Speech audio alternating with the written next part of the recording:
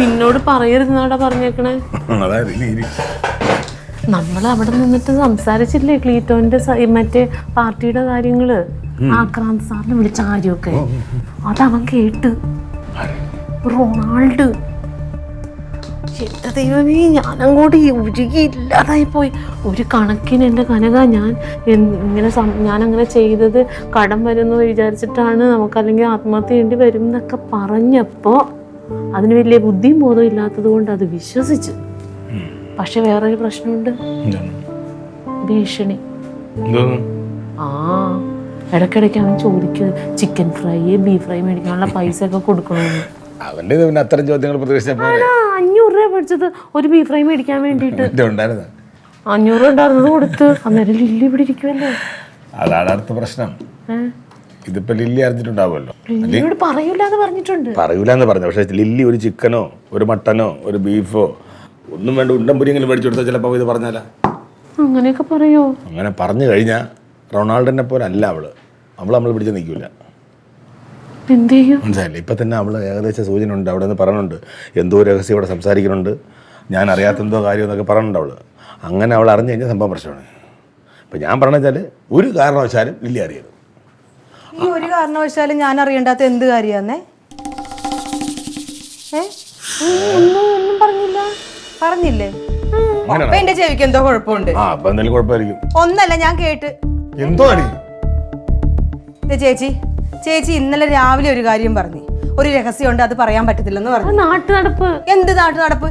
ഇന്നലെ ഉച്ചയ്ക്ക് എന്താ ഉണ്ടായത്? ചേച്ചി റൊണാൾഡോ അച്ചാച്ചനും കൂടി ഇവിടുന്ന് വർത്താനം പറഞ്ഞപ്പോ ഞാൻ കയറി വന്നപ്പോ കേട്ടതാണ് ഈ കാര്യം ലില്ലി അറിയരുത്. അത് ബീഫ് ഫ്രൈ ഒന്നുമല്ല ചേച്ചി, വെറുതെ കിടന്ന് ഉരുളല്ല. എന്തോ ഒരു കാര്യമുണ്ട് ഞാൻ അറിയാൻ പാടില്ലാത്തത്. പറ, എന്താ കാര്യം?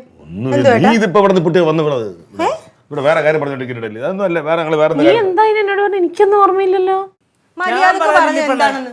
ആ രഹസ്യം ഞാൻ പറയാം. കണ്ണൊന്നും കാണിച്ചിട്ട് കാര്യമില്ല. ലില്ലിപ്പണ്ണ അറിയട്ടെ, അവള് കുടുംബത്തിലുള്ളതല്ലേ. പറ, ഇവർക്ക് ആ വിചാരമില്ല ഞാൻ ഈ കുടുംബത്തുള്ളതാണ്. ഒരു ചതിയുടെ കഥ ഞാൻ പറയാം. കഴിഞ്ഞ ആഴ്ച കാഷ്യൂ ഫാക്ടറി തൊഴിലാളിയിൽ നിന്ന് പിരിച്ച പൈസ ക്ലീറ്റോ മച്ചമ്മയുടെ കയ്യിലിരിക്കുമായിരുന്നു. ആ പിരിച്ച പൈസക്കകത്തുനിന്ന് 3000 രൂപ പോക്കറ്റിൽ നിന്ന് ആ ഇരിക്കുന്ന തങ്കം ചേട്ടത്തി അടിച്ചു മാറ്റി. അതെങ്ങനെ പറഞ്ഞ കനകമച്ചമ്പി ചോദ്യം ചെയ്തപ്പം പുള്ളിക്കാർ സമ്മതിച്ചു. ഇവർ രണ്ടും കൂടെ അത് രഹസ്യമായിട്ട് ചർച്ച ചെയ്ത് ഞാൻ പാർട്ടിയിൽ നിന്ന് കേട്ടതാ. അത് ലില്ലിപ്പണ്ണ അറിഞ്ഞു കഴിഞ്ഞാൽ ക്ലീറ്റോ മച്ചമ്പി എടുത്ത് പോയി പറയുമല്ലോ എന്ന് കരുതുകൊണ്ടാണ് ഞങ്ങൾ ലില്ലിപ്പണ്ണ അറിയല്ലേ എന്ന് പറഞ്ഞത്. അല്ലേ? ഇതാണോ കാര്യം? ചേച്ചിക്ക് നാണം ഉണ്ടാ ചേച്ചി? അയ്യോ, അതേ കരഞ്ഞ്. ആ പാവം പിടിച്ച ക്ലീറ്റോ ചേട്ടൻ ആരെയൊക്കെ പിഴിഞ്ഞിട്ടായിരിക്കും പൈസ കൊണ്ട് വരുന്നത്?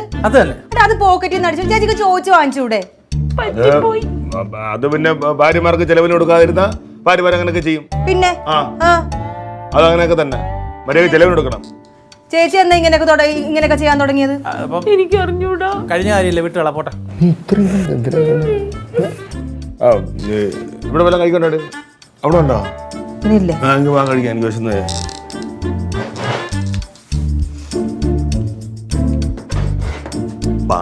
എന്തെങ്കിലും കഴിക്കാൻ. ഞാൻ പറയതൊന്നുമില്ല, ശ്വാസം വിട്ടോ. പക്ഷെ എന്നോട് പറയാത്ത രഹസ്യമൊക്കെ ഉണ്ടല്ലേ? ഇതേ ഉള്ളൂ. എന്റെ റൊണാൾഡേ, എന്റെ മോനെ, നിന്നെ ഞാൻ കുറെ വഴക്ക് പറഞ്ഞിട്ടുണ്ട്. മനസ്സിൽ വെക്കല്ലേ കേട്ടോ. മനസ്സിൽ വെക്കത്തില്ലെന്ന് ആര് പറഞ്ഞു? എനിക്ക് വേണ ഈ കള്ളക്കഥ ഇപ്പൊ ലില്ലിപ്പണ്ണിന്റെ അടുത്ത് പറഞ്ഞ നിങ്ങളുടെ ഇമേജ് താർക്കായിരുന്നു. അതിന് ഞാൻ ബീഫ് ഫ്രൈ മേടിച്ചു തന്നില്ലേ? അതിലൊന്നും തീരത്തില്ല. അത് എന്തുകൊണ്ടാണ് ഞാൻ ചെയ്യാതിരുന്നതെന്ന് അറിയാമോ? അങ്ങനെ പറഞ്ഞാൽ ഈ ബ്ലാക്ക് മെയിൽ പെട്ടെന്ന് പൊട്ടും. കാപ്പി കുടിക്കാൻ ഒരു 500 എടുക്കേണ്ടി വരും.